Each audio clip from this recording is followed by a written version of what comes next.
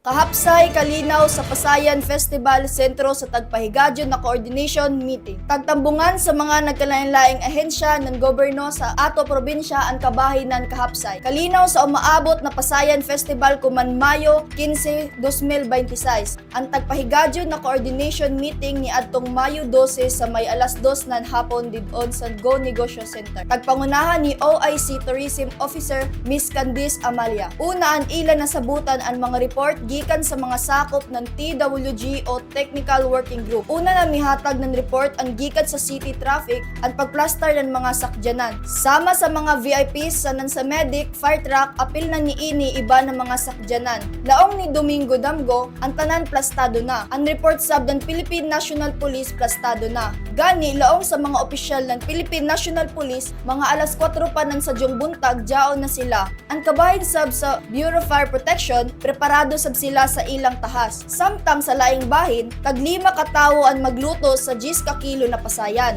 Sanan isa ka gatos ini kabuok kakayahaan lutuan. Nasayran ang pasayan na lutoon mutimbang ng tanan nanwantan o 1,000 ka kilo. Diin amo ini ang abot sa mga nagkalain-laing mga kooperatiba na nagbuhi ni ining mga pasayan. Tinguha sa ato kagamhanan na lalawigan ubos sa paningkamot ni Provincial Governor Lyndon Barbers.